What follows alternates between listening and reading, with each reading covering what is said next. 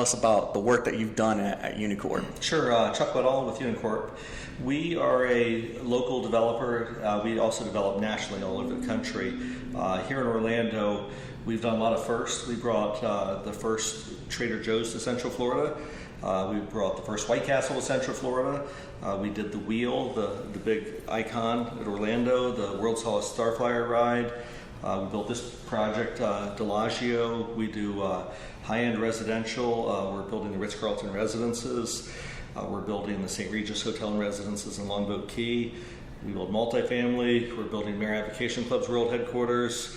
We do office, retail, apartments, mixed use, kind of all across the board. How much in like dollars have you worth of business have you generated through the years? We've done in the last 20 plus years, 22 years of Unicorp. I was a home builder before. We've done $4 to $5 billion. Wow. This year alone, we'll do $1.5 to $2 billion this year. Wow. Okay. We're busy. Yeah. And so I want to discuss about your book. Read your book. Great read. It's available on Amazon for those of you who haven't gotten it. And I want to talk about the beginning part of your days in entrepreneurship. You talk about time management, and there's a part in your book about how you almost got fired as a paper boy because you were also running a nightclub and you were DJing at that nightclub. Could you tell us a little more about that story, and then why is time management important to you? Well, I was at the time like 3 full-time jobs. During the day I had my construction business, Stucco Drywall Company. I was a disc jockey that I would DJ 3 or 4 nights a week for other nightclubs, and then I had my teen club that I would DJ at as well. And then I thought I could do more work, and after that go home and sleep for 2 hours and then be a paper boy. So I thought, everybody can work 22 hours a day and sleep too. And it didn't work out well. I get by today on 4 to 5.5 hours of sleep a night, which I'm good to go on. But at the time, I just had a lot of drive. I was just like, I want to be productive all the time. Yeah. And could you tell us what your schedule is like right now? Just give us like a day in the life of Chuck Whittall, like Sure. From morning to night. I usually go to bed at 11 or 12 o'clock at night. Like this morning, I probably got up 5:30. I was on the treadmill at 6 a.m. this morning, and then I went and checked on a couple construction sites. Then I came to the office, I worked for a couple hours, then right before this went and looked at a couple of new sites for development, and then after this we'll do a project team meeting, and that'll finish off the rest of today, and then have dinner and go home, do some TV or whatever I do, and start over again the next day. Okay. One thing that I noticed that was missing in the book, and I have a feeling there's a reason why it was missing in the book, what was your DJ name? Back then they didn't really have DJ names, so I went by, it was just Chuck. And, okay.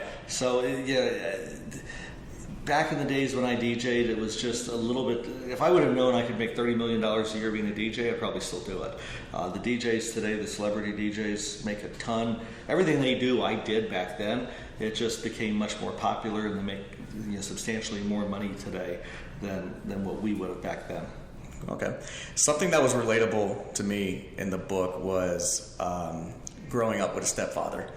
And there was one part that was really hard to read, was your stepfather was not a fan of you becoming an entrepreneur, and you actually trying to get you of basically telling you don't do it, go and get a regular job. What do you tell to people today that probably don't have family support and they want to start a business? It may not be a stepfather, it could be their mother, it could be their own brother, whatnot. What do you tell those people? Well, my stepfather, I don't think his intentions were that he necessarily, I think he wanted me not to be more successful than he was. And I think there was some jealousy there. And since I was a little kid, I was always driven to be in business for myself. I always had an entrepreneurial spirit. And he just didn't get on board with that. I didn't let it slow me down. It was discouraging, but I didn't get slowed down. I mean, there's certain people who are born to follow others and do not want the responsibility of owning your own business and dealing with the ups and downs and payroll and is it profitable and all the hardships that go with it. And there's some people that are just born to go figure out their own way, and you know within your heart, if you're a business person, if you can work for somebody else. And I just all my life I knew I was meant to be on my own, and so I would tell anybody that if you feel driven, there's going to be many times that you will not succeed before you succeed.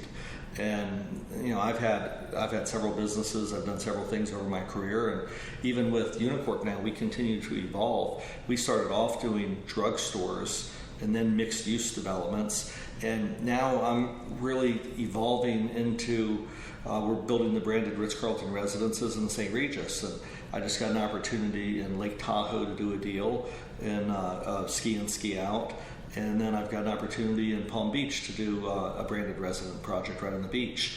And so as I grow the company, I'm still learning and finding better ways to continue to reinvent ourselves. And you continue to learn, you continue to be a student of your own work. And so we're excited to grow and do things differently than what we're used to. Because when I got into it, soft good retail was something that we would do, and now all the malls are being redone. So it continues to change. Did you have any mentors in business? No, I've been asked that. When in writing the book and different things, my mentor was always the drive to succeed. Success was my mentor, really. So seeing other people succeed made me hungry to succeed myself, and so really that was my mentor is hunting success. Gotcha.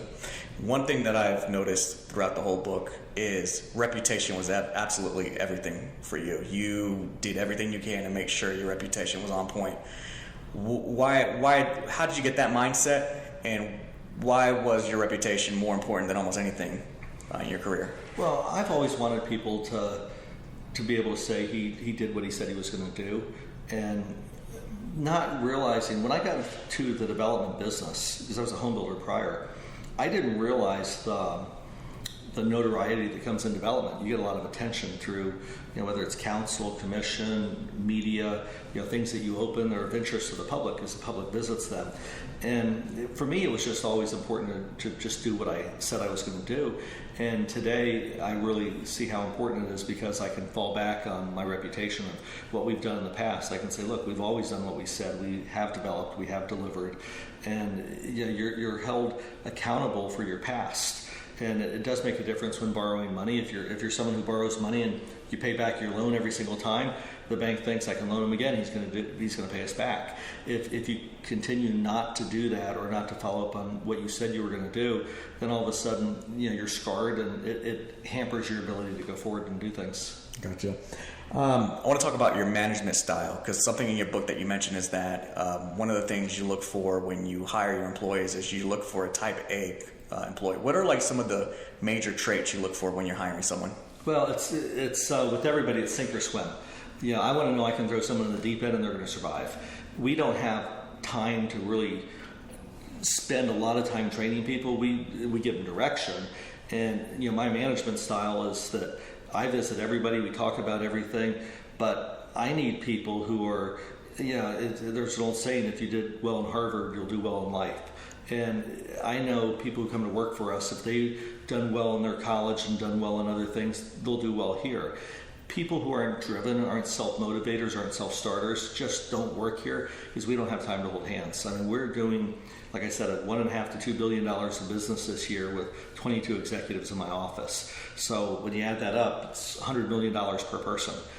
They've got to be performers. And someone who is not critical of their own work, who doesn't want to do a good job, who doesn't want to achieve, we just can't work them here. I want to talk a little bit about your success. And this is a new question I came up with that I'm going to start asking every guest. What was your holy shit, I made it moment? Was it like a large purchase? Was it like the large amount in your bank account? What was that moment that you got? It's funny. It's really over time. It's really not a holy shit moment. I mean, I remember when I did my first big deal and I made a few $million. It was like, wow, that was cool, but gosh, I felt like I had a long way to go, and I still do today. I still feel like that holy shit moment is probably out in the future there. But I do remember in 2012, October 19th when I made a big sale for $160 million. It was when I got the wire. I was like, things changed a little bit. It took a lot of relief off my shoulders because we just went through the recession, and that was a tough time. But you're in the grind every day, and you're looking at another deal, and you're redeploying capital. It's not like when we sell something, we get to go keep all the capital. It's immediately going back out into growth, and the next thing and the next thing. And for me, it's as long as I can get by every day and pay my bills and travel and do what I want to do, we continue to reinvest capital. Something cool also that I saw and read about is your involvement with Ferrari Racing. Mm-hmm. How did you get into that? Have you always been wanting to be a race car driver?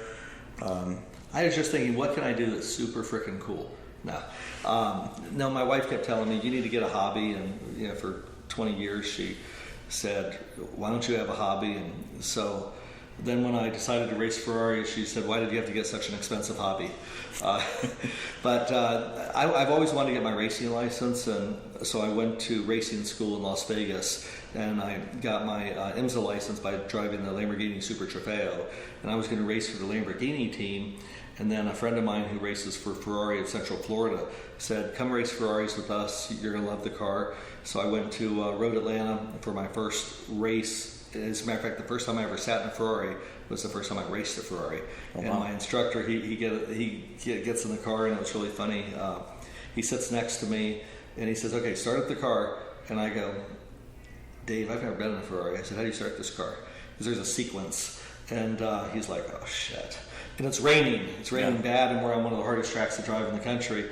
And so we got the car started, and I started driving in the rain. And I qualified top 10. So that was, for my first race, it was great. And I just had a race in the rain, the first one of the season, and I took podium in the rain because I was not afraid to drive in the rain. But it's just been a fun sport. I've met a lot of interesting people. There's like 45 guys in the United States who race on the Ferrari circuit for North America.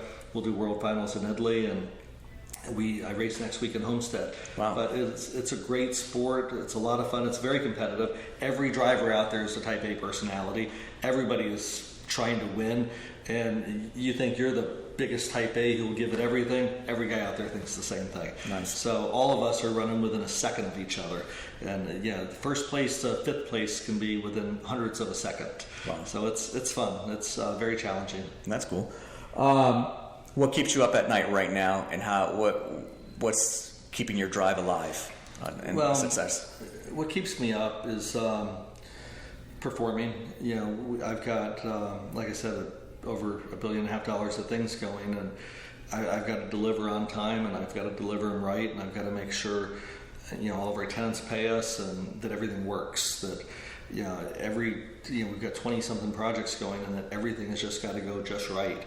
So that's why, like I mentioned, after this we have a team meeting to go through every single project to see if there is any hiccups that we're having, and so that's what keeps me really focused at night. And I come in here and try to make sure that there's nothing overlooked. What was the second part of that question? What keeps you going? Like what? The passion of it. I love doing what we do, and that's why I said a moment ago that evolving. I built so many retail centers that we're getting ready to do a couple of other big ones, but it's not as exciting for me anymore. And so what's next? And so now we're getting more in the hotel business and resort living and branded residential, and to me that's exciting because it gives us a chance to create lifestyle experiences and to take it to the next level of what other people have already done. So I am excited to do something in Palm Beach, Lake Tahoe, what we're doing in Longboat Key. To open things like that are just very exciting, and keeps improving my passion for the business. That's good. And the last question, how do you define success? I even say in my book, I don't think success is how much money you make. You can have a successful mom who raises her child and has love and does a good job, or someone can be successful at being an artist and painting something beautiful that they don't necessarily make money at. To me, success is doing things and accomplishing what you set out to do and doing it right, and no matter what it is. And if you're proud with what you do, you would be successful. It's not, people think, oh, success is money, and I know lots of people are happy who don't have money, who are successful doing many different things. Like my accounting department, you know, them getting all the numbers right is success. With us knowing exactly what we're doing and being on target. With my project management team, delivering a project on time is success. So it's not really judged by money, it's judged by how well you do whatever your job is that you're setting out to do.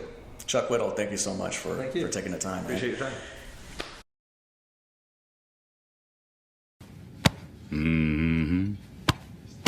Mm-hmm.